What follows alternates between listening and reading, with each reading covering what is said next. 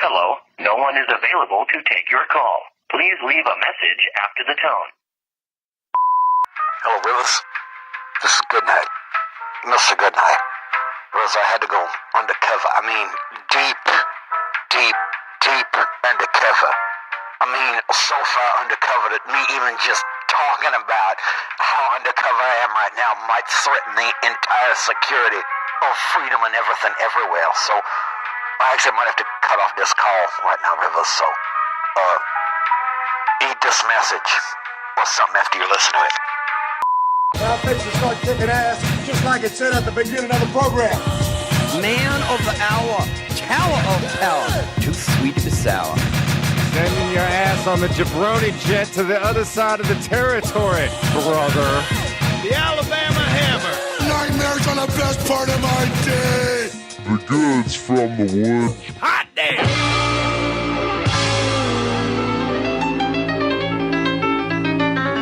Welcome to the Goods from the Woods. My name is Rivers Langley. I'm Pat Riley. And joining us once again on mic 3, our good friend, our good kind neighbor. Sorry, I was doing a drug deal. Oh, no. Drug dealer, Sam Harding. Our special guest today. All right, so I moved to California in 2012, and I first lived in San Francisco, California. Actually, I technically lived on a friend's floor in Berkeley. Big piece of shit here. And literally the first two friends I made when I moved to California are our guest from a couple weeks ago, Kevin Macias, and our guest today. That would be me, Bill Conway. Hey, Bill Conway. Hey. Yeah, man. We've been wanting to have you on the show for a long time because you were, like I said, like you and Macias are the first two people I met, and now we all live in LA, baby. Yeah, you were still in your blazer, wearing blazers on stage. Blazer, mustache, glasses. Yeah, dude. Blazer, mustache, glasses before. Man, that makes so much sense. I saw him, I was like, who's Mr. Professional over here at the open mic rolling up his sleeve? Yeah, dude. I've still got the blazers in yon closet. They can come back out at any point, baby. Shit. I actually thought Your first headshot for when you went to Flappers was the greatest things ever. We'll put that on our Twitter. Yeah, We're you look like Ronnie Bond's voiceover artist. Well, no, I look like local weather-man, Oh, yeah. Kevin Orlando at 8 o'clock. Kevin Orlando. Great name. But I believe, if I'm not mistaken, the first place we would have met would have been at Danny Detchie's show at the Rocket Room. That's it. Which is in the Inner Richmond district of San Francisco. And Danny Detchie, San Francisco comedy legend, his big bit, so he would come out with a full guitar case and then open up said case to reveal a pencil, and then he would inflate his cheeks and play a William Tell overture on his cheeks, like popping it with a pencil, like like that. Worked every time. And the Rocket Room also had a man who sat at the bar, and my goal every week was to basically reference him in a different way because he had an incredibly long beard. I remember that guy, yeah. And looked to be about 250 years old, and all he wanted to do was watch the Giants game. He couldn't have given less of a shit about the comedy, and I was trying to bring him into it. So I would say, ladies and gentlemen, Walt Whitman, or the cover of Lois Lowry's The Giver, or Charles Darwin. Just have a different old white guy with a beard every time. He was one of the original 49ers that was actually there for the gold rush. I left my boat in the harbor and went looking for gold in the American River. I thought you meant one of the original San Francisco 49ers. Like he shared the line with Leo Nomalini or something. Yeah, he was a free safety back in 1947. And shit, dude. Since then, I moved to LA, and you've been in Portland. That's right. And in the meantime, co-founded one of the funniest websites in an era where it's all about Web 2.0. Everybody's on Facebook. Everybody's Twitter. Everybody's picked their platform. The Hard Times is one of the few websites that I visit. Like, I actually go to the damn website. Well, that's good to hear. You know, I wish Yeah. more people did that because then I can actually make a bit of money off of it instead of Facebook fucking everybody over. Hey, man, you know. This is shit. If I ever see Zuckerberg on the street, he's going.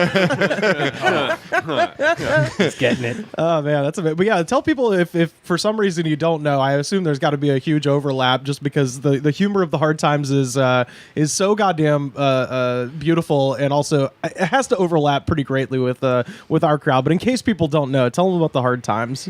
So the Hard Times, I guess, the elevator pitch would be the punk rock Onion. So we're just a satire website, much similar to the Onion, but we really focus on your unexplored genres of music. You know, your punk, your metal. Yep. You know, the occasional ska joke, which we try to limit because ska is a punchline in and of itself. So, you know, there's no sense in really going Had an after article them. making fun of Ween recently, Yeah, which yeah. warms my heart. Yeah, and so, yeah, we just, we do all of that good stuff on a daily basis. And, yeah, surprisingly, it got popular. We weren't, I was expecting 10 of my friends to be like, yeah, this is cool and pretend to like it. But, yeah, first week we had former Black Flag frontmen sharing articles. And I was like, oh, okay. Wait, which one? Ron Reyes. Oh, okay, right on, man. Yeah. So yeah, we didn't. I don't think Henry Rollins uses Facebook, so he probably wasn't sharing. I don't know. Maybe he does. I don't know. Gets it delivered on a some sort of weird teletype or mimeograph or something. He doesn't know how to use a computer 100%. Guys, Well, they used to have the. listen, there's this website that I go to. It's called Facebook. It's fucking us. It's fucking us. But the thing about it is that I really like UPS dogs. Well, I think you're right, actually, because they used to have the Henry Rollins show on IFC, and there was the segment Letters from Henry, which would show him at his laptop, like, typing, open letter to Ann Coulter or whatever, and it would just be him using a computer is the most awkward sight ever, because it's like the Incredible Hulk sending an email. It's just like the computer's too small, he's too jacked up, he clearly is pantomiming. Yeah. What's Greg Ginn got to say about the whole thing? He's just tried to sue us multiple times. That's all. Oh, okay. Not really, but I was about to say I would believe it. Yeah, he's very litigious. I was gonna say vindictive son of a bitch there, Mr. Ginn, or is it Ginn or Ginn? I think it's Ginn. Who knows? Who knows? But anyway, and then since then, just recently located to Los Angeles. Yeah, last week. Yeah, Finally, got here. So. And you've really, literally broken yourself in here on the way to Disgraceland Studios. Yeah. Yep, I'm the first probably actively bleeding guest you've had, maybe. Welcome to the jungle. We've got fun and games, baby. Yeah, just skating, skateboarding over here because I only live like 2 miles away, and there was a hill. Living in San Francisco, every hill you look at, you size it up. Yeah. And you go, I can handle this one. Yeah. But I've lived in Portland for the past 5 years, which is much more flat, so I haven't been actively hill bombing anything. Oh boy. The trucks I have on the skateboard are rather new, and boy, did I eat shit. Oh, Real man. hard, like right next to a pickup truck that was moving, and I locked eyes with them in their side mirror as they watched me go down, and I could tell they got a kick out of it. So, Well, that's okay. I was at work and I wasn't on a skateboard and I ate shit stepping on a curb. Okay. And yeah, papers flying everywhere. It was great. Oh, It was- just wait till it rains here for the first time, because it hasn't rained here since March. Oh, and when it God. does, all of the oil and grease and shit that's collected on the road turns very slick. yeah, you're gonna be ice skating rink all over town. Pretty much, even Well- if you're just crossing a crosswalk. Since we have a bleeder here, can I talk about my Hall of Fame inductee? I haven't inducted anybody into the Hall of Fame, but Oh, boy. I think that it's. Let's hear the fanfare. The person that I'm inducting is a man by the name of James Ladner. Okay. James Ladner. familiar with him. Not many people are familiar with the name. James Ladner is more commonly known amongst the MMA fan base as the Just Bleed guy. Oh, yeah. Just to give you all a little bit of background. I don't know this, by the way. Oh, okay. Prepare to see the greatest thing you've ever seen in your entire You're life. about to become a real MMA fan. Yeah. Okay. So this was at UFC 15 Collision Course. This is at Bate St. Louis, Mississippi at Casino Magic, also known as the place where they had the Heroes of Wrestling pay-per-view. Ooh, okay. Casino Magic doesn't exist anymore. It was washed out by one of the recent hurricanes. But at UFC 15, there was a fight between Mark Kerr and the Smashing Greg Machine. Stott. And they had just introduced The getting smashed machine. yes, and I think it's apropos because UFC just had its anniversary of Okay. its creation, and ESPN actually had an article where they listed the 25 most influential people in UFC, and they listed all these people that were involved in UFC early on. So your Art Davies, obviously Lorenzo Fertitta, CM some Punk. fighter, obviously CM Punk, Art One Glove Jimerson, Harold Howard, all the greats. E Honda, but- Reptile. No, and then they had fighters in there, and it was obviously your Sub-Zero. Conor McGregor's, your Anderson Silva's, Ronda Rousey, Yep. Forrest Griffin. Just Forrest for getting the Griffin, shit beat out of him. Ken Shamrock. But absent in this is James Ladner, the Just Bleed guy. So they had just introduced Greg Stott, who, by the way, loses in 15 seconds. Also, I just want to say this was at a point when going to a sporting event covered in paint like this was much more common in American sports to go to a sporting event with no shirt on and cover your chest in paint. So they just cut to watch? James Ladner, who is, just so that people know, Yeah. this guy shows up and he's wearing no shirt. Painted across his forehead in green, like Nickelodeon green letters, is UFC. Sure. Right on his forehead. And across his chest. Oh, no, wait. You've skipped over the puka shell necklace that he's got on. You've conveniently, or maybe those aren't pukas. That's actually wooden beads. And he has on his chest and It's a his wooden bead stomach choker. is Just Bleed in white letters with the Nike swoosh underneath it. Yeah. He is double fisting beers, and the camera comes to him, and he just does the kind of big flex, the big Yeah. kind of Ultimate double Warrior flex. Yeah. And he's holding two, and he's not crushing the cups, but he is tensed up incredibly as he flexes, and he's just like, and then the camera like zooms in when he goes to full flex, and he just goes. You gotta wonder if a producer queued him up. I think a producer definitely queued him up because of how perfect they got this shot. This Also, he's not there's nobody around him. Like either everybody's abandoned him, like nobody's close to him. Everybody's backed off several feet. There's So either also- they pulled him to the side, or everybody's been like, "I got to get away from this guy." is that guy smoking a cigarette or a smoking a joint? joint. He's doing he's doing the weed hand motion. Yeah, it I've looked- watched this so many times. He knows the camera's shooting, and he just does the weed hand motion. he's got something in his hand. He's Does he actually he's hitting a cigarette or a No, joint. he's got I think it's a joint. You It know, might be a joint. I mean, it's also- this was like it's- 20-something years ago. I was gonna say 97. so- Yeah, and it's surmised that the guy behind him smoking a joint is billionaire former owner of UFC Lorenzo Fertitta. Wait, do they really think? Yeah, that was Lorenzo Fertitta smoking. This is like the Zapruder film because there's so many aspects of it that are absolutely amazing. Also, I just gotta say, this guy looks like Pete Holmes too. Like, Yeah, he really does. to add a He level really of weirdness, does. he also looks exactly like a muscular Pete Holmes. Oh, I know, and he just flexes and just grits his teeth and then kind of opens his eyes a little bit, just goes. "Ah!" I mean, I gotta say, my favorite moment is there's a logical end to the flex, and then it holds on him for another 4 seconds, which is like you could see where it should have cut away, like which would be about right here. And then he's just still on camera, and he's almost out of energy. He gets a marker. Literally the most jacked human being on the just planet. fucking steroids. He has every steroid in his to body the right now. fucking gills. And My god. Okay, so it's this is a clip that if anybody has cracked into, and I'm a very casual follower of MMA, UFC, but this was like during the dark ages of the UFC. This was the period of time where they were very much in limbo, right? There was the big sort of boom, like early on, with Hoist Gracie and Ken Shamrock and everybody like that. And this is like kind of the dark period where their ownership was unknown, and John McCain was trying to actively ban the UFC from the United States because they were human kind of cockfighting. yeah, human cockfighting, and And so this was very much in it was very much kind of went down into the underground, playing at such venues as Casino Magic in Bay St. Louis, Mississippi. So this guy is like just the spirit of that like diehard mid-state, like Dark Ages UFC fan, where he's just like, and the Just Bleed thing, where it was that's the other thing that just cracks me up, because he's like, this is supposed to be a takeoff of Just Do It. Just do it.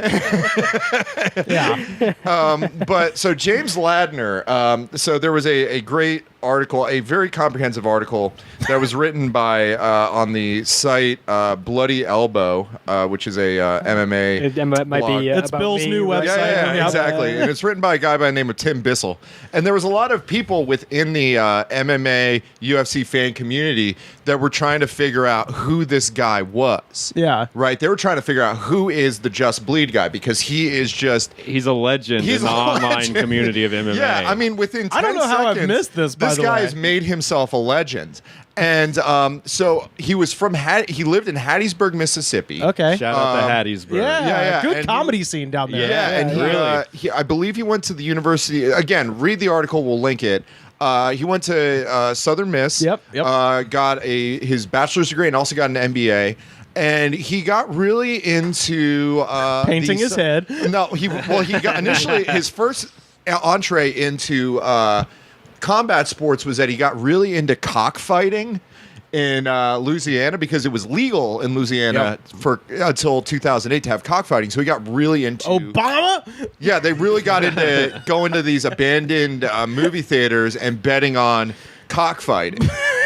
And then he saw UFC, and he was Louisiana gives us such a great preview of the post-apocalypse. Yeah. It's that new Napoleonic code, It's right like, there. hey, everything's on fire, and the atmosphere is too, but hey, we could drink in the streets and look at cockfights. But so he got really into UFC, and he would bet on UFC a lot, and he just decided to go to... He went to this event, which was nearby, and he would go to... It was walking distance from his store. Yeah. And I mean, he would go to other UFC events, but he went to this one that was nearby, and he just decided on a lark, hey, I'm just going to paint my face and, just really get into it. Yeah. We don't know that he didn't already. He could have attended a cockfight earlier in the day, had the same thing painted on his chest, and just painted UFC on his changed forehead. the logo on his forehead. Because it's better than just writing the alternatives for going to cockfights. But well, no, it was United Fighting Cocks. Yeah, and then this exactly. is Ultimate Fighting Championship, so you didn't have to change. Yeah, so and he just swiped out the he used to say Just Bleed Chicken, and he just squished out. So chicken. it was so he went to this and became an underground sensation, and then a few years later, I mean, he had actually fallen out of following the UFC. He just kind of got tired with it. Well, it's no longer walking distance from my house. I can't put on Crocs and walk to Vegas. And this article is actually really fascinating, because they have all these photographs of him like skiing and just like going to these, because they get into all these other characters With from the skiing time. article, it has him just saying "just ski" on his chest. And he looks like a normal dude at the ski slopes or going out and traveling. Yeah. And this was around the time in which the UFC had a lot of like weird characters. So there was like people that were, became legends in UFC, like Randy Couture, who fought Vitor Belfort, who also became a legend in UFC. But there was also like this kind of more sideshow guys like Tank Abbott, because Tank Abbott was the big sort of he was attraction. like one of their big stars. Yeah. Terrible fighter. Yeah, he was just like a guy that they found in that would just like get into bar fights in Huntington Beach, and they're like, you. He threw a guy over the top of the cage once, and also mocked a guy that was like seizuring after he got knocked out. He like did the fake like seizure to mock the guy that he just. It was a real like Trump move sort of thing, Yeah. Dear Lord. Yeah. Tank Abbott, real good guy. Yeah, you're not allowed to throw people over the cage anymore. He's no Jeep Swinson. Yeah. So he, I'm gonna just kind of read this from the article again. Okay. All right. And this was, I believe, in 2006. Ladner was pulled over by police while traveling back from a party in Texas. He had 30 ecstasy pills with him at the time. He was charged with conspiracy to distribute narcotics. This meant a minimum sentence of 10 years in For prison. 30 pills? Come on. Yeah. Well, this is Texas, too. Dude, they'll try to get you for less than that. Yeah. And he claims he was asked by prosecutors to name his friends from home who requested the drugs in exchange for a lighter sentence. He said he one rejected other friend. he rejected the offer. Some people He's a make real that one. choice. Yeah, Hell yeah, he's the real one. Hell yeah. This guy rules. Yeah, you look at the chest. It doesn't say just snitch. Okay, so Ladner entered prison. Almost spit coffee on my costly equipment. In September 2006, he served the majority of his sentence at a medium security federal correctional institution known as Coleman outside of Orlando, Florida. He also spent time at a low security prison camp in Pensacola, Florida, before being released in 2014.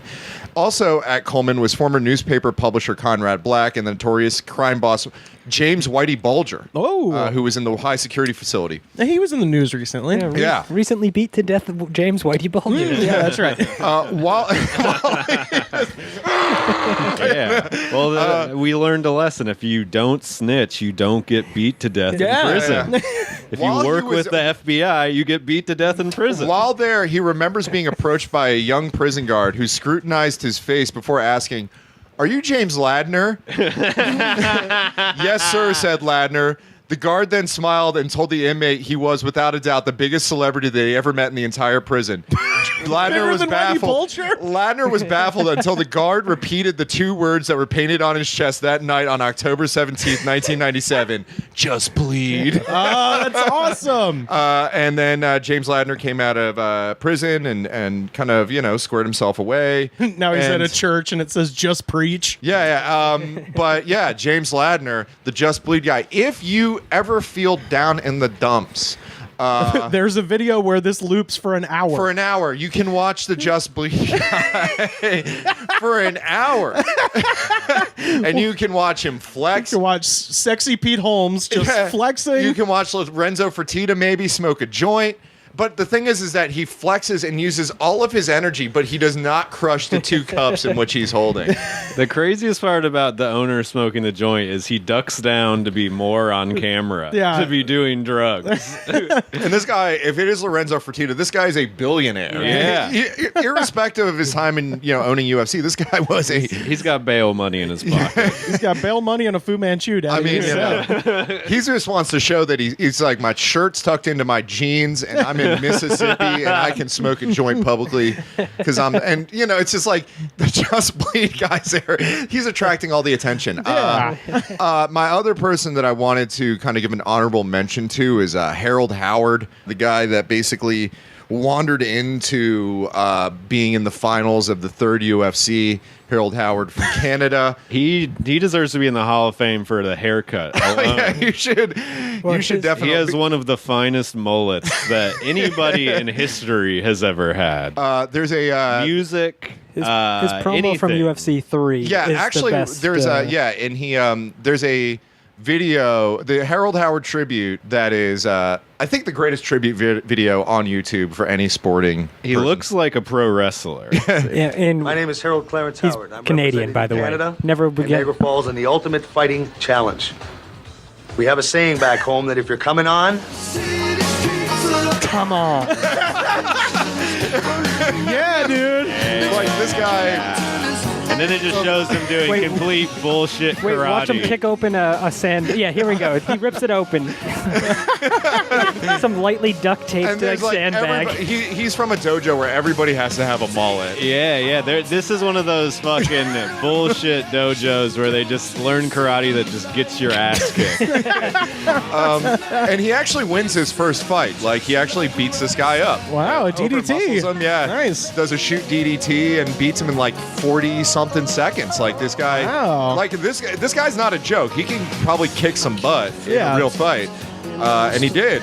Against this guy who's like a fucking construction worker. Let's be honest. Yeah, and his corner man appears to be 80s musician Howard Jones wearing a blazer with no shirt. Oh, see, I was gonna say 2018 Todd Barry. Yeah, it kind of looks like Wallace Shawn a little bit. But he's victorious. Wow. And then he cuts another classic promo. we should point out that Mr. Gracie is a master of jiu-jitsu on the ground.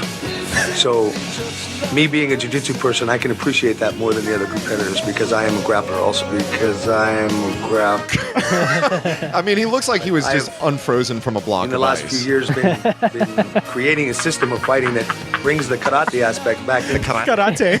which means that I'm I'm working so that the person does not have to get to grapple you. So I'm looking forward to He created his own form of martial arts, yeah.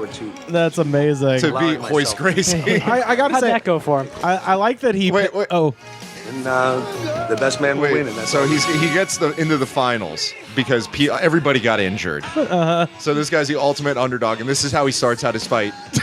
whoa! He tried to do a Pele kick. Yeah. No, a flip kick. It was a reverse Like a somersault. bicycle kick. Bicycle from kick. Soccer. So the guy he fought though was an alternate that hadn't even fought earlier that night. Steve Jenham.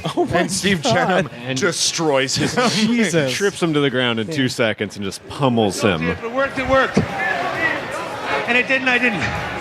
So in the end, it didn't. I love you, children. I love you, wife, and I believe it or not, I love my family too. I love you, wife. Believe it or not. Yeah. The speech of a man who just got a concussion. I believe that I love you, wife. I believe that he was arrested at one point for robbing banks. And I think he did actually drive his car into his family's home after getting into a squabble with his family that he even loved That at was that point. part of his special form of karate. I was gonna say. I love how he Peggy Hill's karate. Like how Peggy Hill over enunciates like enchilada. Oh yeah. I mean, there's like the UFC is like owned by William Morris Endeavor now. I mean, it is a multi-billion-dollar That cigarette company. Yes, and it's a multi-billion-dollar entity. But when you look at the early forms of UFC, you just watch and see like complete madness. Like this is just You mean a bunch of good old boys beating the shit out of each other? There's like the started matches off where it weird. was like Emmanuel Yarbrough, who's like a 600-pound sumo, fighting some A guy. guy that looks like Chuck Norris, and like he's chasing him around. I Zero rules. With zero rules or time limits. It's insane. And then there was a guy that was a boxer named Art Jimerson. Who recently passed away, I think. No, he was just on the 25th anniversary. He was Okay. in the crowd. He had a big one glove on, kind of. Yeah. So he was a boxer. So he fought with one boxing glove. to try to do takedown defense with his other hand. Yeah. He wanted to have one hand glove to protect his knuckles, other hand to defend takedowns. Yeah. And he lost very quickly, as you can imagine. I mean, this is like if it's like the early UFC is just it's madness. It's absolute madness. And I think the best way to sum up the early UFC is the Just Bleed guy. Yeah, Just Bleed guy. What would happen if we did Street Fighter 2 in real life?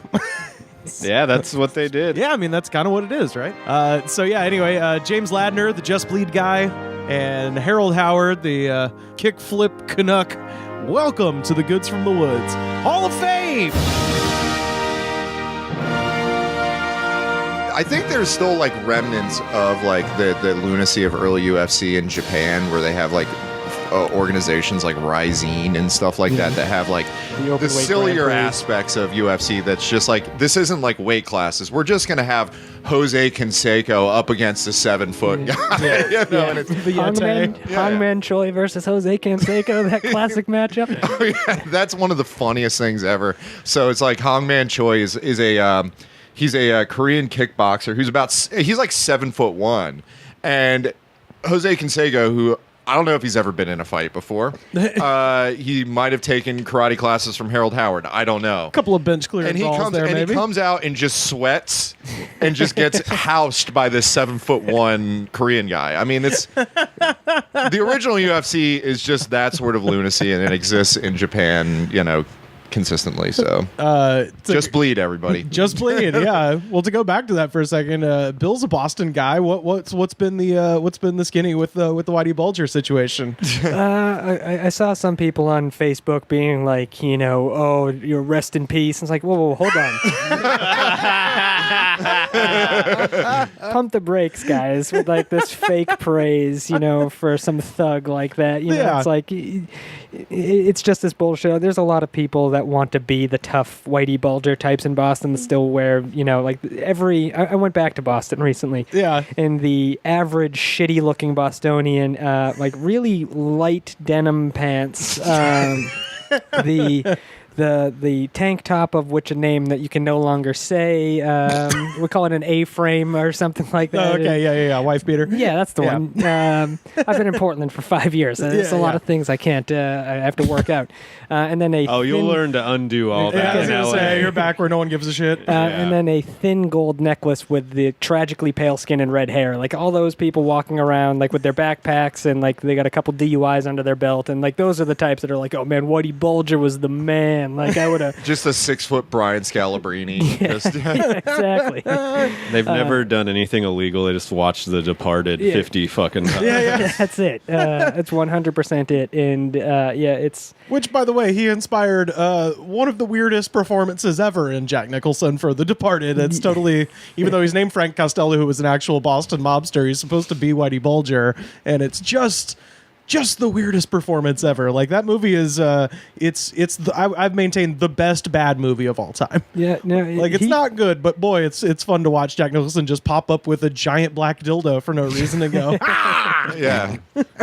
That's what won at the Oscar that year. I know. He won an Oscar. Oh God. Well, I would come to find out, like, because he got beaten to death in West Virginia, and I just assumed it was like, some fucking good old boys, but apparently it was more Boston mob guys who were just in the same jail. Yeah. In the federal pen. That's Boston for you. A lot of people like to fight in Boston. That's the No, what really? Yeah, that's the thing the miss most about the East Coast is I have not seen a single fight in over 10 goddamn years. Really? Are you serious? Yeah, and when I lived in Boston, it was a nightly occurrence. Whether you were involved in the fight or just walking by, you would just see it happen, and it was always hilarious. But What part of town do you live in now? Silver Lake. So I'm sure there's a lot of street fights in Silver Lake, right? Oh, yeah, Yeah, definitely. tons. I don't know, you're over there by the old the Red Lion where there was the Proud Boy kerfuffle not that long ago. So Okay. yeah, we'd be fighting the Fash out in Silver Lake here. Were you were involved in a fight? So what would happen is my friends are a lot bigger than me, and they were a lot more active in beating the shit out of people. And so we would go to, like, say, a party of drunk college kids in Allston in Boston, walk in, they would not like us being there, and then my friends would beat them mercilessly. No, what a hoot. Classic Boston beatdown. You've seen the DVD. Yeah. My friend had it. We would watch it and be like, whoa, these guys are assholes. Wait, is there really a DVD called Boston Beatdown? Oh, yeah. It was Oh, I just thought y'all these- were just joking. These, like, I don't It know. was What the were FSU were they in a dudes. band or? A lot of them were band adjacent or in the band, but Boston Beatdown was FSU. The I play street the gang. fucking drums. I'm the fighter. But yeah, that video was all just early, captured street fight footage, and a lot of it was just the sloppiest fights you've ever seen. It's just guys that weigh like 250 just throwing weight around.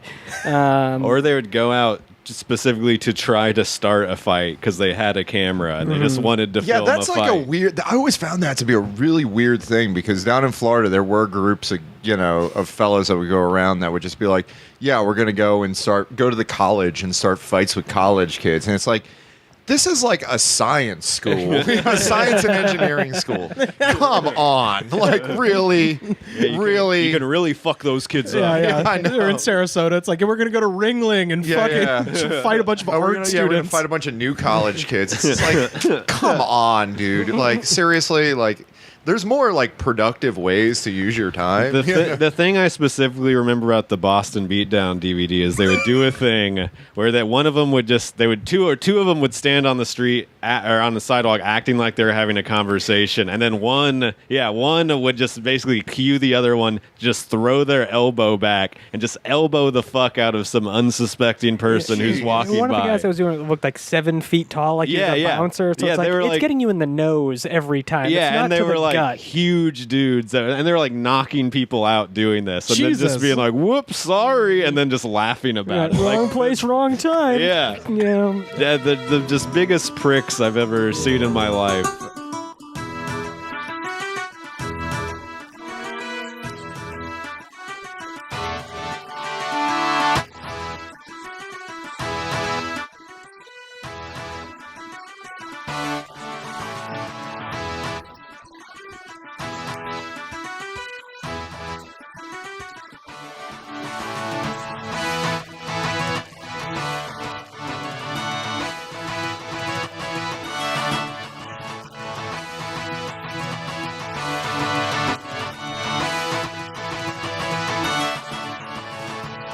they had an episode of Gangland. FSU did, and they're spread out all over. Like, What's FSU, by the way? It's not Florida State University. No, I mean they would say it stands for Friends Stand United or Yeah. Fuck Shit Up. One or the other. I don't know. I've had a couple of friends that have been loosely involved. I've always been about 100 pounds too skinny to be involved with them. But it's ridiculous. But it's gone away now. Everybody's older. You know, there's like the younger crowd. There was a particular venue outside of Boston called the Tiger's Den in Brockton where a lot of like recruits would go, you know, and it's like the harder you mosh to death before dishonor, man, the more likely you are to be inducted. And it's like, oh, come on, guys. But yeah. Wait, they would induct people based on like how hard you mosh? You know how gangs jump people in. Yeah. This is they mosh. They mosh you in. Depending on if you can like clear out like the people that are just minding their own business in front of the merch table, like you just mosh the shit out of those people, you know, then you're good. It's always fun when the guy tries to start the mosh pit not in front of the stage. Yeah. Like often like the wings somewhere. You're like, come on, man. Yeah. If you got a really strong windmill or gorilla, you can clear out that merch. You know, my favorite was I knew guys that would this was their jam. They would crash parties and they would get into fights, but the thing was that instead of fighting the people that were at the party, they would fight each other. That rules. Yeah, and it was like I'm not opposed to that at all. Yeah, they would kind of snug pro wrestling it, so they would make some contact. Dude, but it wasn't a thing of like them like it looked like believable, especially if it was a thing where you were at a party and you just saw these two dudes that you didn't recognize start swinging on each other and throwing each other around and stuff like that. I'd pay for that. Like if I was having a big birthday party, like I'd pay some guys to just have a fight with each other in the middle of it. That'd be hilarious. Yeah, no, it's one of those things where it's really crazy to see that sort of thing come about. People try to stop them, or would they just watch it play out? Yeah, me and my buddy Todd would do that to lesser degrees at like shows and things like that. But there was like we'd be in the middle of the mosh pit, and then we just start like wrestling with each other. But these people would actually like get into what looked like full on physical. Yeah, that sounds dope. Like knockdown, drag out brawls. But yeah, that was. I missed the window on that because now I'm 32, and the most exciting thing that happened at the most recent birthday party I was at is a man named Balloonski showed up and started making balloon animals. That's awesome. It was awesome, but I would rather see a guy throw another guy through a glass coffee table. It's one of those things where you get older, you revert back to when you're a kid, where it's just like sure. If that happened at a birthday party that I went to now, I'd be like, come on. But if you have a petting zoo there, game on. I'd be so into that party.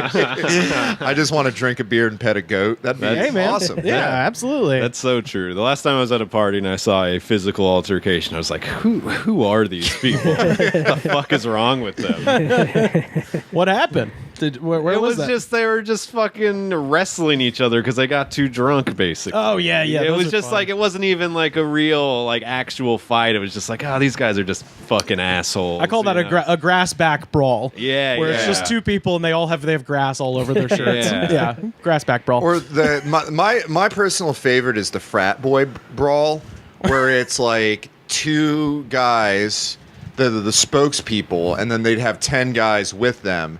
And they would hop around and just like yell insults at each other. Hold me back. Yeah, hold me back and all that sort of thing. And this would go on because I remember when I was in college, there was I lived in a dorm that had like a roof deck where I would go up and have a cigarette. And I would, on a Saturday night, would go out and watch these things happening. And I would just watch from a distance as these things would go on for 10, 15 minutes. Yeah. And I don't know how they kind of sustained in that sort of way.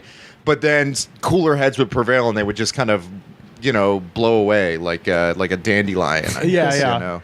Well, it's funny because I go home to Auburn. Disperse. I go back to Auburn about twice a year, unless there's like weddings and stuff. So I go back at Christmas time when all the students are gone, and that's always lovely. And then I usually go back in April, and they're all there, and that's when you actually get to see the shit like go popping off, and just random people fighting next to the ATM machine in downtown. They're like, "Hold me back, bro! Hold me back!" Oh, it's great, man. Bunch of men in Just peacocking, basically. Yeah, exactly. A bunch of men in pastel shirts with fish on them. Oh yeah. Croakies. Yeah. There's nothing better than two people trying to get into a fight with each other while they have the croakies on, while they have the sunglasses on the croakies. Yeah. It's around their necks. It's I beautiful. saw a fight across the street in the park across the street from this apartment building. Oh yeah. Yeah, like 3 months ago. These two guys, they're just like losers, just hang out in that park during the day, just with nothing to do. Yeah. You talking about the dojo or beyond the dojo? Oh, No, the dojo's over here. There's this park over here where just teenagers smoke weed and like make out and finger bang each Nice. other. Yeah. I'm heading there after. Yeah, but also just like losers who like don't have jobs and can't smoke weed at their mom's Bill's house. got an open wound. He's like, this is my kind of place. They just like Hey, who's looking to get fingered, eh? they just hang out there during the day, and these two guys just like started yelling at each other. Then they start fighting, they start brawling, start wrestling. One guy loses his pants instantly. Somehow, like his pants get wrestled off. Sure. Like off of both ankles? Like, Yeah. I think at one point when he realized he was losing them, he was just like, "Fuck it," and pulled his legs out. Yeah, And he was yeah. in his It's like a hockey boxers. player taking his jersey off. Yeah, that's actually genius because Yeah. it's a little bit better. It's a little bit easier than pulling the shirt over somebody's head like hockey fights. Just rip their pants drop off. their pants around their ankles. They can't move around. And then Also, if you do it intentionally, it's kind of like a real good psych out technique. Like if I'm about to like bow up with a guy and they take their pants off, I'm Yeah. like, you know what? Then you don't just know. walk it away, bro. do you defend your face or cover your dick? What do you do? You've made your point. Yeah. leaving. And then they went like one round, and then they kind of stopped. They're like, get the fuck off me, you know, and they kind of stopped. Neither of them really got the best. And they started talking shit again. And then they went a round 2 where the guy who lost his pants lost them again because he hadn't secured them on He good. put him back on. Yeah, he was Suddenly he has a new pair of pants. Yeah, he was trying to, but he hadn't secured to them go good. back to his corner and get a new pair of pants. And then he got him up on the one guy like got up on the other guy's back. Like it looked like one having guy a chicken could, fight? Well, one guy could have like Samoan dropped the other one. Yeah. And then the other guy was just like holding the guy on his back, and then he did it for too long and got really out of breath. And nothing about this fight made sense. Wait, hold on. My question, where were you in relation to this? I was standing in my kitchen. Oh, okay, that's what I was thinking. 'cause From my apartment, I can if I just look kitchen. if I just look out the window, I could just see all of it. And That's amazing. Me and my other roommate Jossie were just like looking at it and watching, and be like, "Whoa, this is a weird thing to be watching Yeah. at like Last- 11 a.m." for those that don't know, It's 11 a.m. Yeah, it was the morning. Yeah, For sure. peak fighting time. Yeah, for those that might not know, where we record, there are 12 comedians in this apartment building, and we have the interior courtyard, which is cool. But I am often jealous of Sam's unit, which is across the hall, because you guys get to actually look out to Middlebury Street, which is just Which is not like the college Middlebury. It is. no, it's the opposite. Yeah, it's the it's- exact I opposite. saw a man taking a shower in the street last night. Oh, they figured out that to open up the fire hydrant. So there's they just got a hose. wrench and a hose. Yeah, there's a hose. Yeah.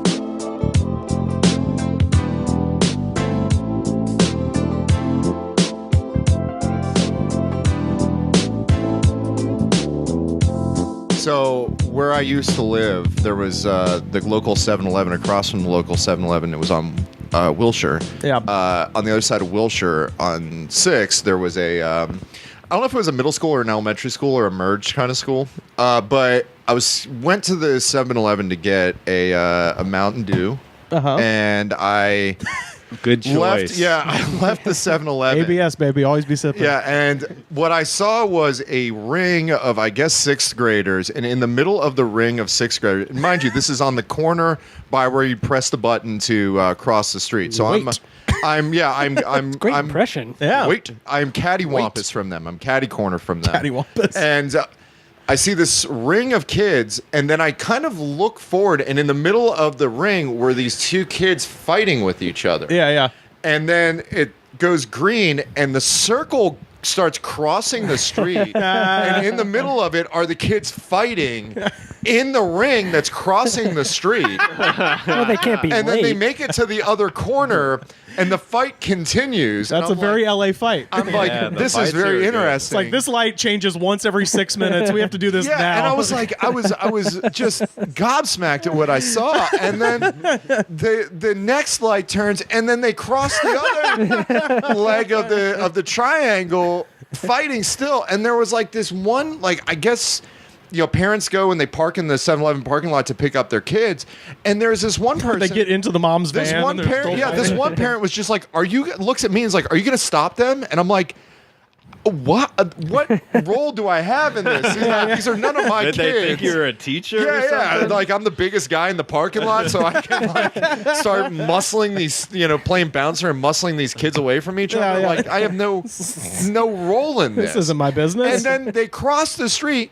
And they brawl all the way up to the city bus, and then they stop brawling and they go onto the bus. I don't know if they continue brawling on the bus, but it was the darndest thing. Kids do the darndest thing, and that is the darndest thing I've ever seen kids do. Now, I have a question. Was perfectly legal crossing ring, and they coordinated it. It was like almost. Now, was this group of children actually a cloud of dust with fists and feet popping out of it? I mean, I didn't see, like, because from my vantage point, I could look up and see, oh, these kids are actually like throwing arms and stuff. So it kind of looked like that. And it was just like a bunch of kids in school uniforms, just like, He just started painting "Just Bleed" on his chest. And I was like, holding 2 Mountain Dews, but not crushing the plastic bottles. Yeah. Oh, yeah. Well, that's what, if anyone's ever been to Griffith Park during the school year, it's just 12-year-olds fucking brawling, and they just drive the school bus up to Griffith Park so that 12-year-olds can fight in the front Bill, yard. did you have any, like, when you were in middle school or elementary school, notable like brawls that happened when you were in school? Because there's always one that. Yeah, there was nothing that really comes to mind in middle school, to be honest. I mean, there was the bullies that were a grade above me, and it was just like you just never looked at them in the eye or anything like that. But there was never that one that was like we still talk about to this day where you message somebody like, "Hey, Mike, remember that time?" No, but why did you have one of those? Yeah, because there was one time when I was in 5th grade, there were these two twin brothers, and they got into a fight, which was insane. With each other. Mm-hmm. Yeah, which identical was insane twins? because they were identical twins, and it was just insane to watch, and nobody stopped it. Yeah. Like none of the teachers intervened, so this was like the fight from They Live. It lasted forever. And I remember at one point... Why did the teachers not stop it? I have no idea. I don't think it was in their vantage point or something like that, but it was... And I remember distinctly, they were Chris and Kevin, and Chris picked up his brother Kevin and gave him an Arn Anderson spine buster. Yeah. And I was just like, whoa. Yeah. So. Ours, we had a courtyard in our high school, and mine, I just remember this was my freshman year, and I distinctly remember DeMarcus Ware just fucking like egging people on. There was like a big brawl. Like DeMarcus Ware, the football player? Yeah, he went to Auburn High School. He was a senior when I was a freshman. Okay. So yeah, that's the one I remember. Is DeMarcus Ware being the cheerleader for a fight? Well, for the people in the fight, I think they're happy that DeMarcus Ware wasn't in the fight. Yeah, for sure. Yeah, he would have killed everybody. Yeah. But yeah, he went to my high school. Yeah, there was this one fight that happened in Boston. The most interesting one I think that I experienced was we were in my apartment. We had just watched a UFC event. I think it was when Matt Serra had defeated George St. Pierre in the biggest upset in UFC history. Oh, man. Energy through the fucking roof, I'd imagine, at this point. Strangely enough, about 12 of my friends are leaving. They open the door, and 2 guys come from the 3rd floor down to the 2nd floor, and these 2 guys walk right into our apartment, freestyle rapping, and being like, "Hey, where's the party?" And they're like, "What?" And they're like, "No, we're just leaving. Can you guys leave?" And they're like, "Oh, you don't want us at your party?" It's like, "No, this wasn't a party. We were just like watching a thing, and now you got to go." And they're like, "Fuck you guys! Send your 2 toughest guys out right now!" And so my friend Greg went out into the hallway and beat both of them mercilessly. Oh, wait, hold on. They were freestyle rapping. They freestyle rapped into our apartment. Into the apartment. So this is a home invasion, essentially. Yeah. A rapping home invasion. Yeah, they rapped into our door. They challenged the 2 toughest guys to a fight. And my friend Greg went out into the hallway and beat them so harshly and like threw them down the flight of stairs and like cowboy style, like threw them out the front door. You know? like the cover of Pure Prairie League's album, Bustin' Out. Yeah, exactly. Everybody knows that reference. Amy, what you gonna do? And then like after like, and so my friend Greg was like trying to calm him down, like, guys, like just get the fuck out of here, like it's cool. And like, oh, you guys jumped us, there's like 12 of you. And Greg's like, I beat you by myself. Like, what are you doing? And so then the fight continued on the sidewalk for a bit as Greg thoroughly smashed the guy's head on the car, being like, can you please just leave? And the guy was like talking shit the entire time. And then my friend Matt. Well, my name's Rappin' Mike, and I'm here to say I'm going to fight Greg in a nasty way. Ow! Ow! My friend Matt had the other guy was like on the ground, and Matt had him by the hair and was just kicking him in the face in the most cartoonish manner. And was Yakety Sax playing in the back? Hey, what rhymes with wicked pizza? But that was one of the stranger fights that ever happened where like I mentioned, fights would happen a lot in Boston, but it was usually like we would go out, somebody would start something, and then a fight would happen. And this was one where it literally walked in our front door, challenged us to a fight, and we had just watched a UFC event, so obviously people were ready to go. They were all keyed up. Yeah. They were rapping. They were hot. They were ready to... One thing we don't like is freestyle rappers in our apartment. So I will not abide this, sir. So I actually don't know much about the Boston punk scene. Mm-hmm. Is the fighting aspect of it, like, I'd imagine it's kind of core to the... So when I was there in like the late 90s, early 2000s, mostly going to shows, it was like Boston hardcore was a big thing, and there was some bands, you know, like moshing was always a thing, but there were some bands that just wanted to write like the heaviest breakdowns, you know? It's like how much moshing can we fit into one song, right, to the detriment of actual music writing, you know? How badly can our fans get hurt right now? Yeah, so like there would just be songs that like, you know, they would start off with like a chuggy metal part, and then like there was a pause where everybody's like running around waiting for like the ding of the cymbal for the breakdown to come. You know? Yeah! So it's almost like dubstep or something. There's like pre-mosh parts where people are running back and forth, side to side, smashing. Which makes me laugh, because this is one of the things that always crack me up.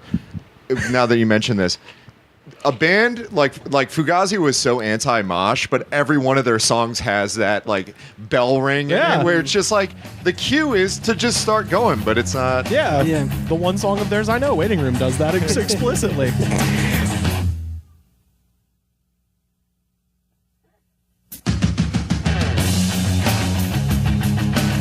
That certain section of Boston hardcore, like, I don't know, 2002 to 2005-ish, where everybody was just writing, like, the heaviest shit. And then, like, the California influence just took over, and there was a lot of bands writing faster metal, hardcore, wearing makeup, and all that stuff. And, you know, and then that all died, thankfully. That was a terrible era for music like your that. 18 Visions era of stuff. God. I mean, I'm a straight edge guy, so give me some Throwdown, that early Throwdown. Catch me moshing. But yeah, that 18 Visions, you know, I mean, Avenged Sevenfold, like what they started as, and then they became. I was like, oh my, like I never liked them to begin with, but then they became the buttiest of butt rock. Sure. To ever butt. Yeah, we've never featured them in a butt rock. Hey, gauntlet. maybe Butt Rock Gauntlet 3 coming soon. I remember the first time I saw Avenged Sevenfold. I didn't know their music whatsoever, and I went to my friends took me to a Bouncing Souls show.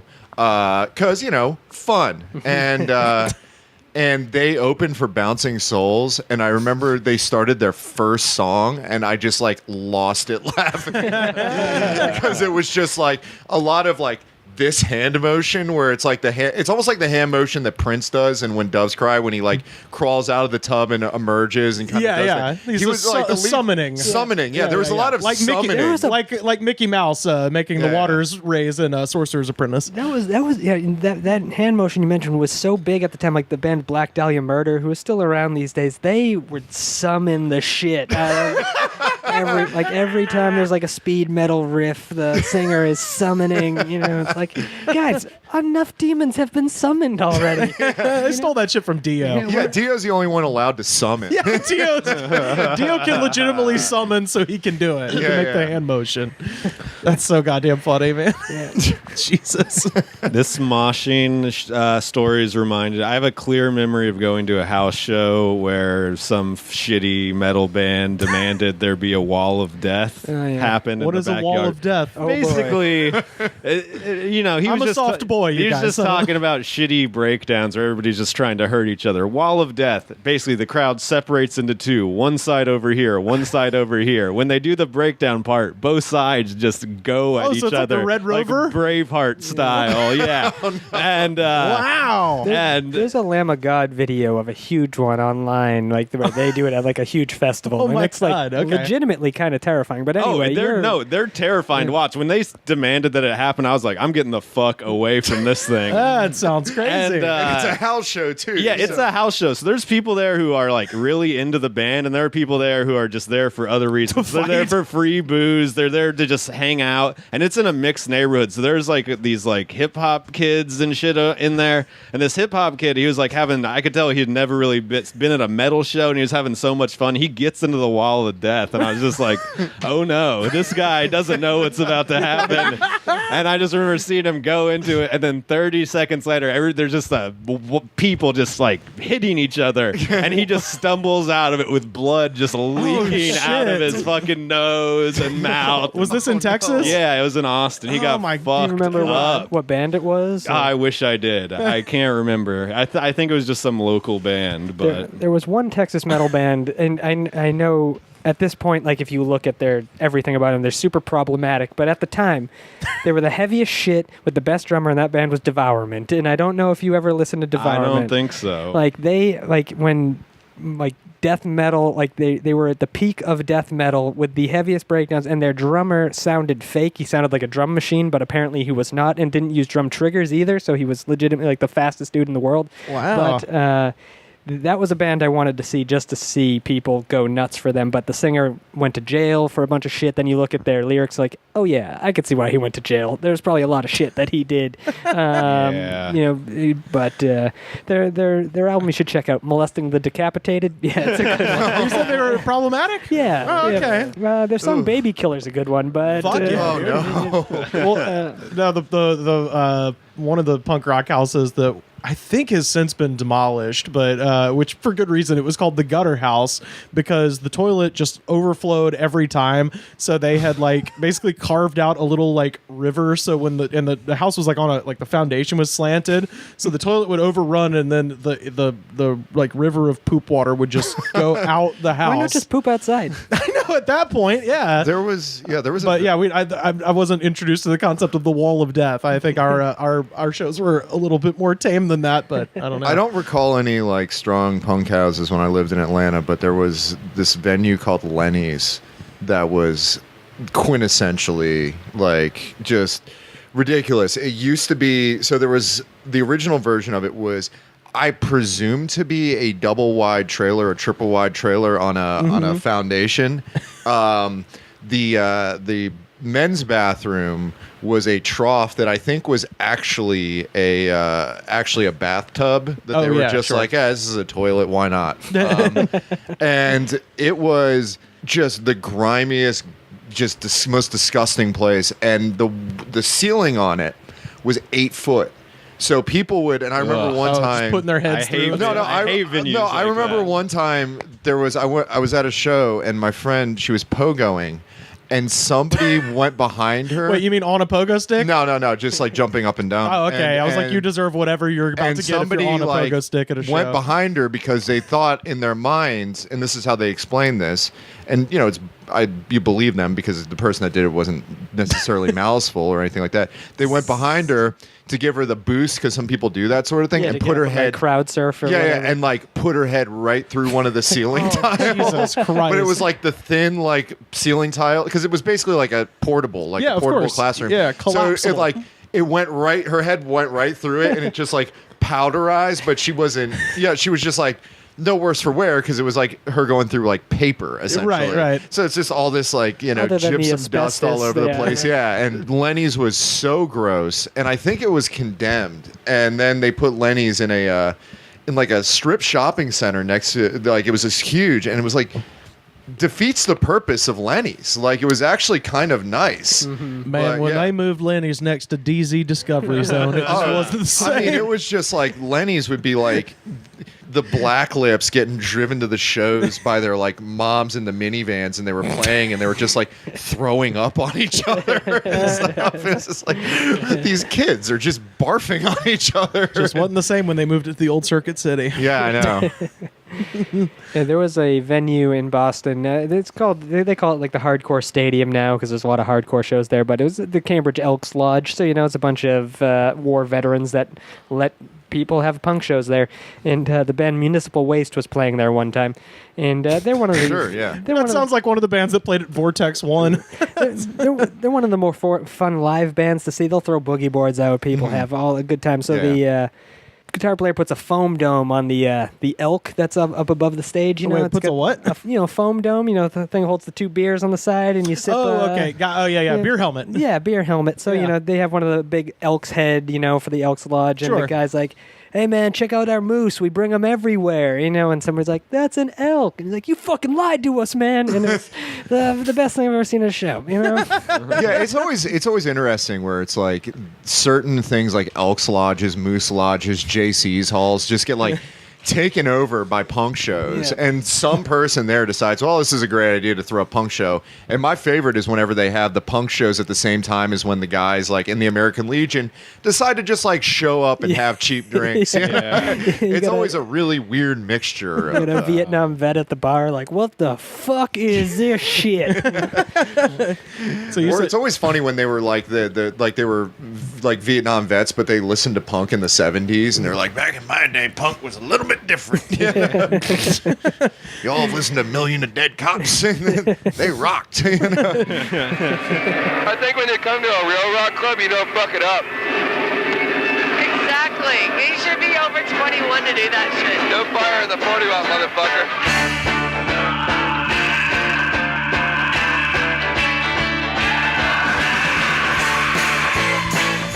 you've been in Portland for the last, like 5 years now? Yeah, 5 or 6. And you said you haven't seen any fights there, but anything close to that, like at a mosh or it's a lot of people going, "Be cool, man." That's it. That's the main thing. There's a couple of Proud Boy fights. Like a lot of things. People come from Washington, like right over the state line. There's this guy. I think his name was like Joey, I don't know. So he was a real douchebag. He was part of the Patriot Prayer Group, and he would bring people over knowing that Portland is a place where people would try to fight back against them. So they would get all the video footage they want of liberals not allowing our free speech. Yeah, sure. And go provoke people. And it's like, oh, you suck. But there was like 2 months ago, there was like a Proud Boy rally where a bunch of people were getting into fights, and then somebody misidentified one of the Proud Boys as professional skateboarder Charlie Wilkins from Boston, who lives in Portland now. So he had to like go online and be like, "Guys, not me. Yeah, I'm not involved in this. Like, I'm just trying to compost and skate, man." But like, I grew up like watching Charlie Wilkins skate. Like, he was like the East Coast guy. Like, had his pictures on my wall. It's like, wait, no, he's not a. Oh, I hope he's not a Proud Boy. He's not a Proud Boy. Yeah, okay. Who was your big skate guy? Like local guy or just like in general? Yeah, I mean, so the first video I got was Toy Machine's "Welcome to Hell." So basically everybody in that video. But always liked Ed Templeton. At early on, still like Jamie Thomas and all those guys. Like current skateboarders, Dennis Busenitz, and there's no comparison. It's just Dennis Busenitz. That's it. That guy doesn't do anything like tech or stupid. It just skates very fast and is awesome. And when I lived in San Francisco, I would just see him all over the place, and I only like wore his shoes because they were the most comfortable shoes.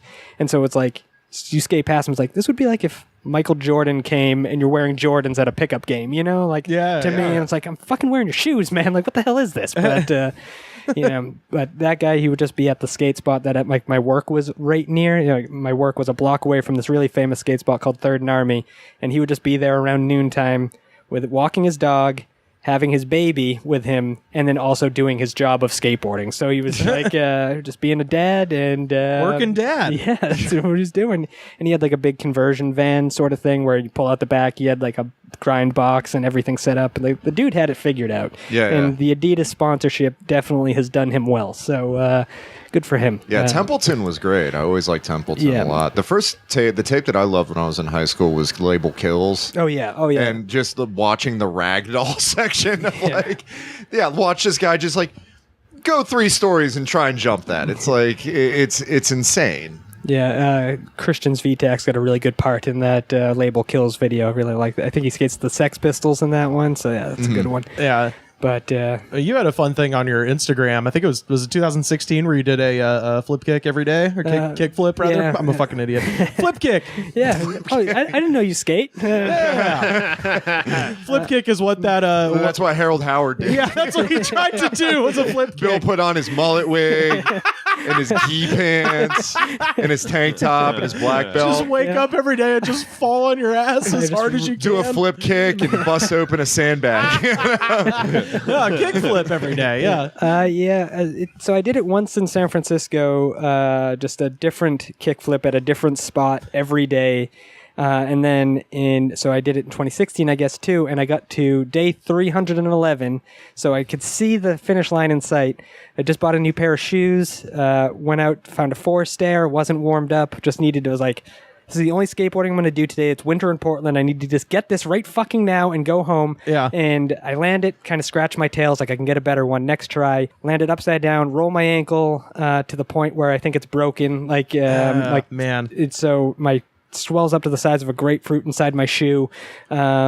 It couldn't walk for 2 weeks, and lost out on that. Got to 311, and 311, baby. Yeah, so it's cursed. Hey, you come original, no matter what. Is that your worst skating injury? That was probably the worst, and certainly the most painful. Now that I'm 34, everything hurts a lot more. And that, because my wife, I told my wife, I've rolled my ankle many times. I'll be fine. But I legitimately, it wasn't that I couldn't walk on it. I couldn't stand up straight and have the blood go back down to it, you know? Oh, I've rolled my ankle that bad. Yeah. I know what you're talking about. It's horrifying. Yeah. And when I went to the doctor, they're like, you're actually lucky you didn't break it. You know, no, they said you would have been better off if you did break it. Ooh. Like the sprain was so severe that they were like, the recovery's going to be worse, but you didn't tear any tendons, but your recovery would have been better if you had just broken the thing. Shit. Did you skate, Sam? Or no, I mean I did, but not like I wasn't doing 300 kick flips a year by any means. I rolled my ankle just being a fucking dumbass. Just standard. Yeah, I was just there's no wheels or board involved. It was just me, just me rolling. I think I was running around maybe soccer or something. Oh yeah. I don't know. I just rolled my ankle. I used to just be fatter and less in shape, so that's really bad for your joints. Mm-hmm. And my ankle swelled up to the size of like a grapefruit or like big orange or something. Like I would pull up my pants to show people, and everybody who saw it would just go, "Oh God!" They're fucking horrified. It looks horrifying. Yeah. I remember this was like a few years ago. I don't know how I did this. I woke up, and I guess I had kicked my own ass while I was sleeping, and I woke up and I had. You knew because your pants were off. You're like, oh shit. Pants were off. Yeah, my shirt was. Damn it! I've been flip kicking again. My shirt was pulled over my head, hockey fight style. But I had sprained my trap, so my trapezius muscle. Yeah, and it had swelled up so much that one side, on my right side, I looked like Brock Lesnar. Like I had. You had the Goldberg shoulder. Yeah, and then on the other side, it was like nothing, and I couldn't use my arm whatsoever. And that happened in your sleep? Yeah, it happened in my sleep. I guess I had like basically hammerlocked myself while I was sleeping. Oh my God. Yeah, just like, just had a run in and just jumped myself in my dreams. And yeah, I had a sling and stuff, but it was like really crazy how, sprains, you think of it, it's like, oh, well, you break, yes, you kind of understand like, oh, a sprained ankle or sprained something like that. It's like, that doesn't sound like anything big, but like, it is ugly as hell when you like sprain like your ankles, or especially like when my case of trap, it was just like you looked like lopsided when anybody walked up to you. It was like half of your... You look like you have a growth or something. Yeah, exactly. Like I just have a big goiter on my... growing a second head. Yeah. When I went into the doctor when I rolled my ankle that time, because it was the only time I've sought medical attention for any skateboard injury, because I'm an adult now and I have to do these things. But it was my left ankle that was severely damaged, but my right ankle is usually the one I roll, so it's always swollen. It's just in a constant state of swell. And so I had my shoes off so the doctor could look at it, and she's like, all right, I see that it's your left ankle that's injured, but what the hell is wrong with your right ankle? And I was like, I don't know. And she was like, pumping my feet like a shotgun. She's like, this shouldn't be able to happen. You know? Like, oh my God. That's cool. Yeah, oh, that's horrifying. Whoops. Oh, it's your bones aren't attached to anything. They're just loose. You've got loose feet. Yeah, that's me. Oh my God. Yeah. So now that you've moved to Los Angeles, I know last time you were just visiting and skated a little bit in the LA River. I didn't actually make it there. I was just looking for the right spots. Oh, you were trying to find the LA River. Yeah. Okay. Which is, so I was actually discussing this with my wife. Is the LA River like tongue in cheek? Like that's the sort of thing. Like in Silver Lake is tongue in cheek because it's a reservoir. It's not really a lake. Yeah. The river's not like everybody's just having a laugh. It's a concrete drainage ditch. No, it actually the LA River. The reason it looks like that is because before they built the Los Angeles Aqueduct and dammed it up and everything, the LA River would flood like crazy and wash Los Angeles away every year. Where the historical original city square of Los Angeles, what they call Olvera Street, is actually the fourth attempt at building a city here in 1781. Okay. They would build a city, the LA River would rise and wash it away, and they'd be like, fuck, all right, and so they would just keep moving slightly further away. So that, at one point, was a very dangerous river, and now that it's all dammed up and everything, it's kind of a joke if you've ever seen Grease, for those listening, or Transformers, or Johnny Knoxville doing the LA River jump on rocket skates. On rocket skates. Speaking of ankle injury.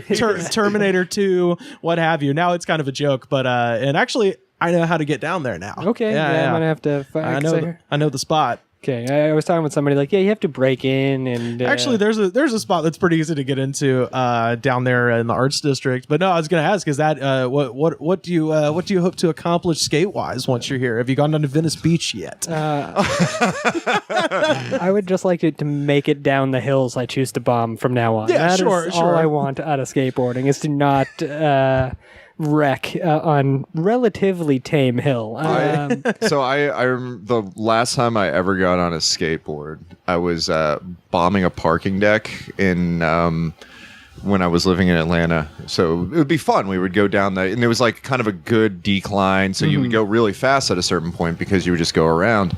And I ate it really badly when I was at the last level of it, going to the ground level.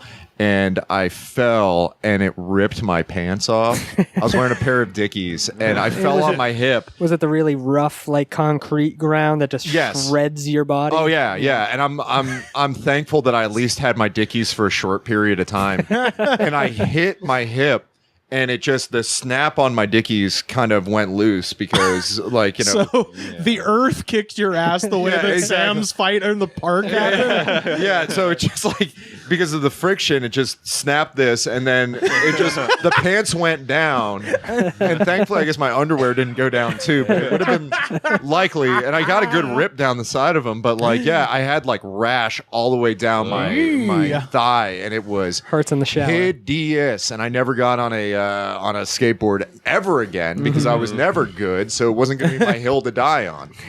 Literally.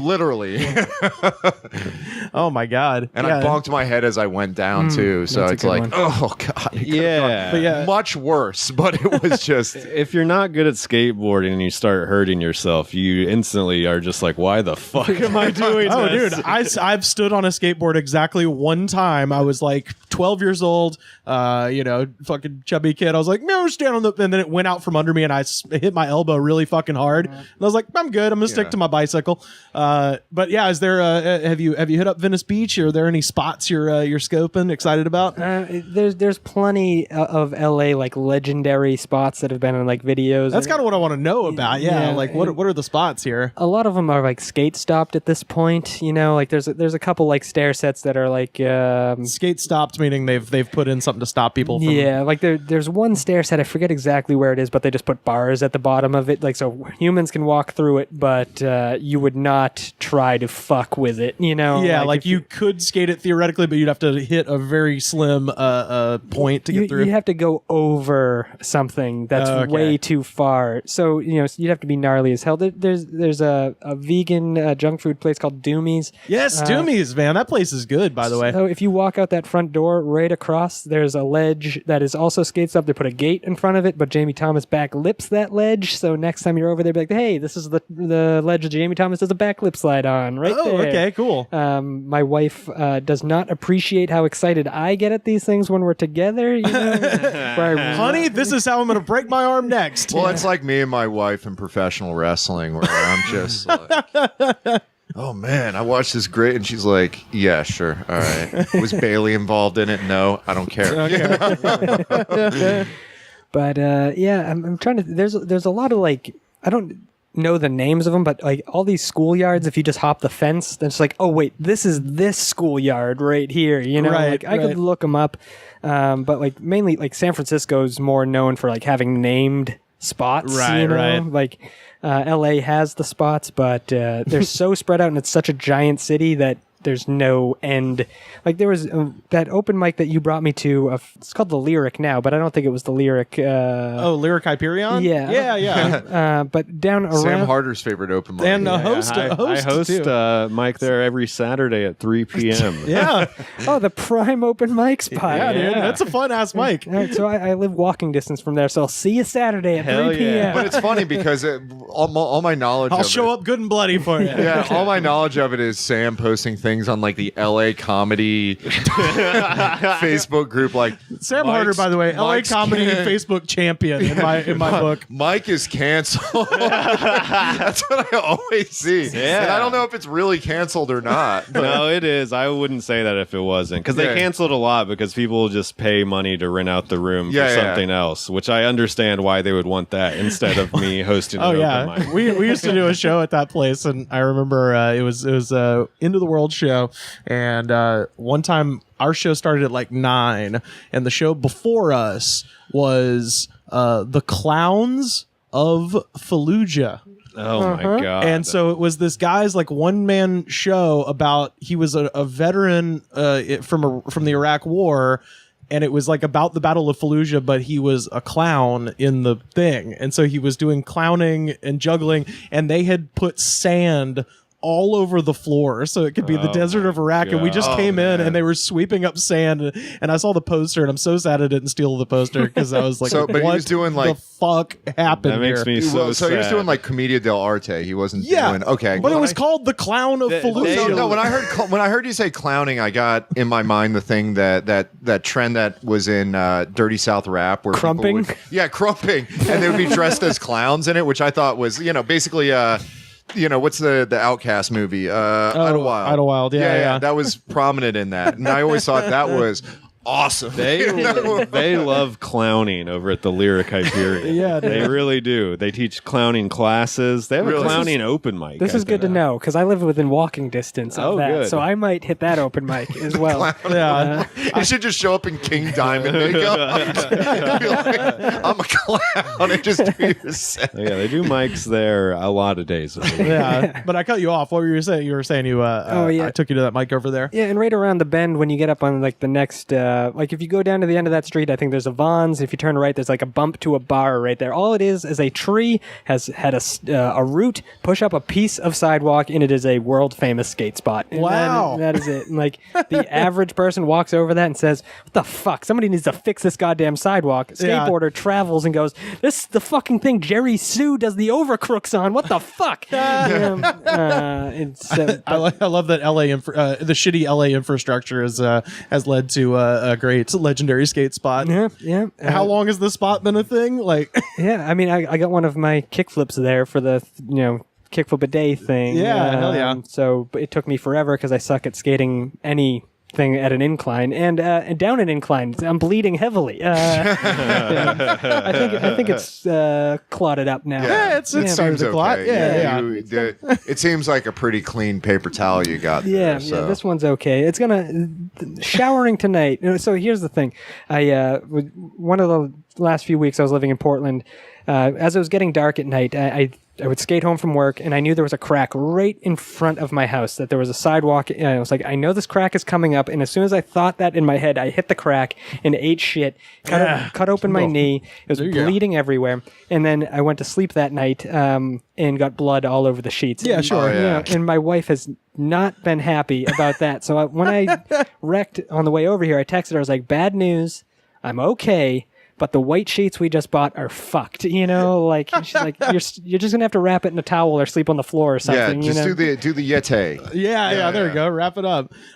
When I first met Bill Conway, we actually talked about at the time was your girlfriend, now your wife, from Alaska. Yes. And so we got on this tangent talking about Alaska. I'm always very curious because it's such a strange place and everything like that. So we had this great discussion about Alaska, and then we parted ways that day. You're like, all right, I gotta go. I got to go see old Seward's Folly. You refer to your wife as Seward's Folly, which is what they used to call Alaska. And I was like, this dude fucking rules. This is yeah. So when we get into arguments, what I'll usually say is like, now which one of us is from one of the original 13 colonies, and which one of us is from a place that is accidentally purchased? From Russia's afterthought. And I never win the arguments regardless, but it's put up a good, strong historical argument, right, though, at least. Right. Oh man. Well, Bill, where can people find you on the internet, sir? Just go to thehardtimes.net and click on articles there for 24 hours straight. Just keep clicking. And never stop clicking. I remember the first time I saw a Hard Times article, it kind of threw me off because when I saw the Hard Times, at first the Hard Times evoked the Dusty Rhodes promo. Oh, sure. So I was just like, this is about punk, but it's not based on that.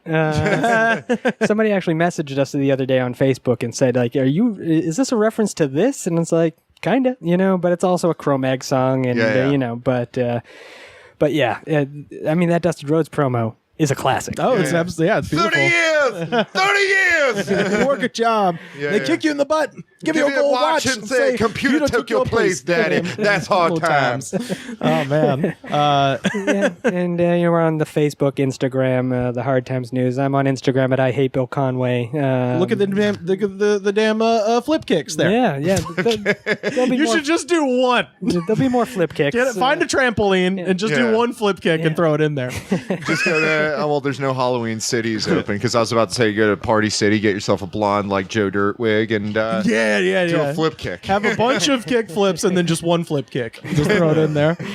Oh man, check Bill out Conway. I'm from Canada. We have a saying where I'm from. You're coming on. Come on. I mean, he's. His argument is like, well, it didn't work, obviously, but it was worth the try. And I'm like, yeah, it kind of was. What if it had worked? What if he actually fought Hoist Gracie and beat him with a flip kick? And what if he actually? That's what the whole thing. Going back to Howard. What if he actually there was a fluke and he beat Hoist Gracie? Yeah, and he was the legend of the UFC, the Gracie killer. Yeah. Dude, if I beat one person with a flip kick and it was on tape, I'd retire. You've proved your point. And the UFC would just turn into all of the Gracies. Every event would be like, all right, we have to get Horian in, and we have to get Hickson in, and we have to get all the Gracies. And it would just be like, which Gracie can beat Harold Howard? He beats them all with flip kicks right at the beginning. Jethro Gracie. The Louisiana Gracies. If he because he didn't win UFC 3, we would have missed out on the greatest fight ever of Dan the Beast Severin versus Harold Howard, or Tank Abbott versus Harold Howard. That would have been amazing. That would have been better because they're probably on a similar level. Oh man, I don't want to sidetrack the whole trying to wrap up the show. No. In that UFC, the reason Hoist didn't make it to the finals was because he fought Chemo Leopoldo, who came down with a crucifix as a Jesus, like, nailed to the cross, brought the crucifix into the ring, and they were both so fatigued after it. But Hoist does a lot of holding the guy by the ponytail and punching him in the face in that fight. Wow. But comes down full Jesus, nailed to the cross bit. God, you gotta cornrow that shit. You gotta do it like Ronda. You can't have any loose hairs and shit. Yeah. Don't tell that to Chemo, man. Joanna saw that and was like, I'm going Rose. Sam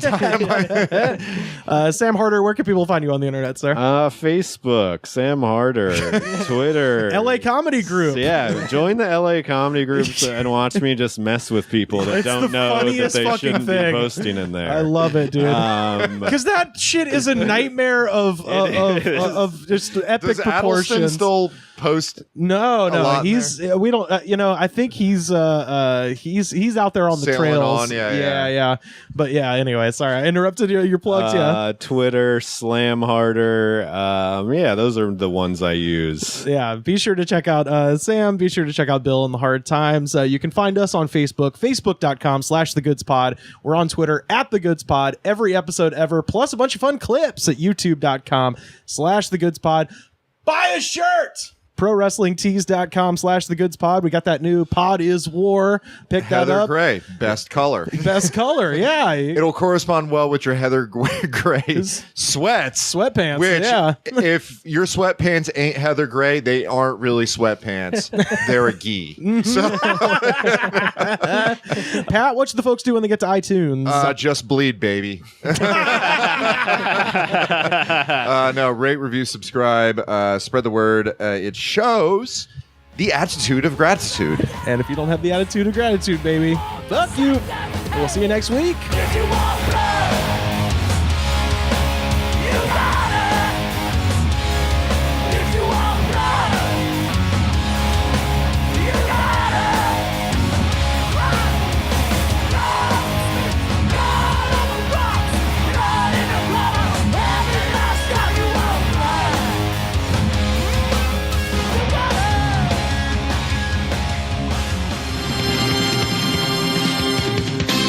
The Goods from the Woods was mixed, edited, and distributed by me, Rivers Langley. You can find the show on Twitter @TheGoodsPod. Our theme song was composed by DJ Smiles. Check him out on Twitter @DJ Smiles.